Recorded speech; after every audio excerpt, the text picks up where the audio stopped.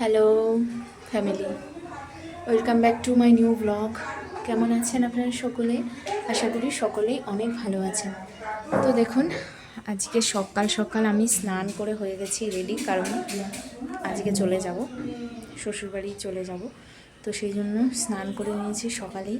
এখন ছেলেকে খাওয়াবো, তারপর রেডি হবো। তো চলুন দেখতে থাকুন। 9টার সময় দেখি আর ছেলেকে আমি সকালে খাইয়ে দিলাম। আর তাড়াতাড়ি খেয়ে রেডি ও হও, দেরি অনেকদিন হয়ে ধরেই যাচ্ছে। বলছিল দাদু ভাই কর্নেটো নিয়ে আসো। তো আজকে বাবু ওর জন্য মেঘ কর্নেটো মেঘ এনে দিল। করছে, কালকে যা আর ঝড় এই বৃষ্টি কয়েকদিন আমাদের হয়েছে। এখানে কিন্তু বৃষ্টি বৃষ্টি হয়ে ঠান্ডা ঠান্ডা ওয়েদার ছিল বলে আমি বারবার বলছিলাম বাবু আনবে না, কিন্তু আজকে দাদু ভাইয়ের মন আর মানছেই না, তাই জোর জবরদস্তি কর্নেটো এনে দিল। এরপরে দেখুন রেডি হয়ে গেছে, আমরা এখন বেরোবো। বেড়াতে গেলে সুন্দর করে সাজুগুজু করতে হয়। তাড়াতাড়ি আসো, কারেন্ট নেই। টাটা গুপচু। দেখি দেখি। তো যাই হোক, এরপর কিন্তু আমরা বাড়ি চলে আসলাম আর তাড়াতাড়ি এসেছি, কারণ আজকে আবার আমার হাজব্যান্ড ফিরছে শিলং থেকে, আজকেই ফিরছে। তো মাছ দাদা। এসে দেখি মাছ দাদা এসছে মাছ নিয়ে। এরপর দেখুন এই যে হাজব্যান্ড চলে এসছে, এই যে সব ব্যাগপত্র নিয়ে এসেছে। আর ওর আজকে কী হয়েছে, ফ্লাইটে না একটু লেট ছিল।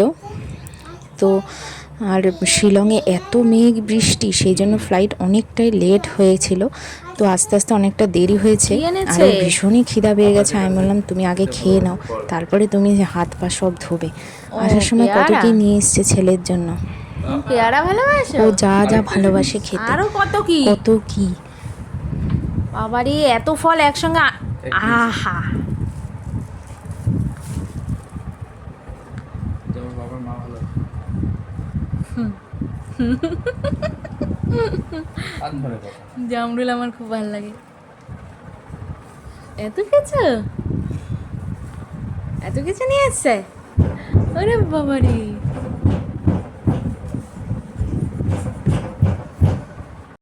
কি কি এনেছে বাবা? ওরে বাবারে, এত কিছু এনে দিয়েছে। হ্যাঁ, বুঝবে মজা। ওরে বাবারে, কত কি এনেছে গো। কোনটা খাবা এখন? দুটোই খাবা? এরপর কিন্তু দুপুর গড়িয়ে এখন হয়ে গেল সন্ধ্যা। আর সন্ধ্যাবেলা কিন্তু খুব সুন্দর হাওয়া হচ্ছে। তো আমরাও একটু ছাদে আসলাম তিনজনে মিলে অনেক দিন পর। আর এসে দেখি গাছের আমগুলো কিন্তু বেশ বড় হয়ে গেছে।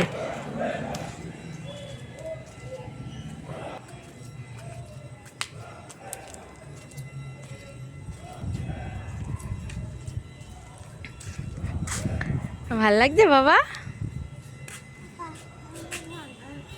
এই হাত ধরে রাখো, বাবার হাত ধরে রাখো। আর এই যে ফ্লাইটে সবসময় ওকে যে চিজ চিকেন স্যান্ডউইচটা দেয়, ও কিন্তু কোনো সময় খায় না। এটা যাওয়ার সময় খায়, কিন্তু আসার সময়টা এর যতই খিদা পাক, ওর আজকে এত খিদা পেয়েছে তারপরেও কিন্তু খায়নি, বাড়িতে নিয়ে এসছে আমাদের জন্য। তো এই যে আমি বললাম খেয়েই আসতে পারতা, তোমার এত খিদা পেয়েছে, কিন্তু না, ও সেই নিয়ে আসলো আমাদের জন্য। আর এই যে আমি ছেলেকে দিলাম। হুম হুম, পাপা এনেছে কেক। এখন খায় না, আগে স্যান্ডউইচটা খেয়ে নাও, গরম করে দিয়েছি, খাও।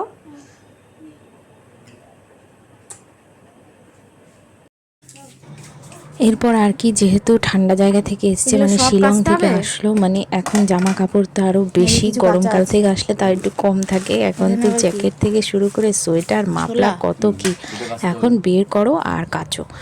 তো এই সব কিছু আর সব আমি বের কাঁচা? করছি এখন বসে বসে। আগে এইগুলো বের তো করি। কাচতে কি সবই অনেক হবে দিনের সেটা জামা জিজ্ঞেস করছি। কাপড়, ঠান্ডার জন্য এত ঠান্ডা পড়েছিল যে কি বলবো। ও তো বলছে ভীষণ ঠান্ডা, আর ঠান্ডা থেকে এসে এখানে এত গরমে ওর আরও কষ্ট হয়ে যাচ্ছে। ধরে না, পড়াশোনা করতে বসলে ওর যত খুটুর খুটুর খুটুর, পেন্সিল কাটবে, ইরেজার নেবে, শার্পনারগুলো তো হারিয়ে ফেলেছে। বাবা, এই যে স্ট্যান্ডিংগুলো বোলাও তাড়াতাড়ি, আমার মাথা গরম হওয়ার আগে তাড়াতাড়ি স্ট্যান্ডিংগুলো বোলাও। নাও, এখানে পেন্সিলটা আগে সুন্দর করে ধরো, দাঁড়া।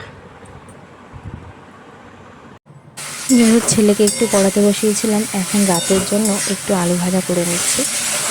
হাজব্যান্ড বললো একটু আলু ভাজা দিয়ে খেতে ইচ্ছা করে, তো আমি হাজব্যান্ডের জন্য একটু আলু ভাজা বানালাম। আর আমাদের কিন্তু ইন্ডাকশানে চালু হয়েছে, কারণ গ্যাসের পরিস্থিতি খুব খারাপ, তো ইন্ডাকশানেও হচ্ছে, গ্যাসেও হচ্ছে রান্না।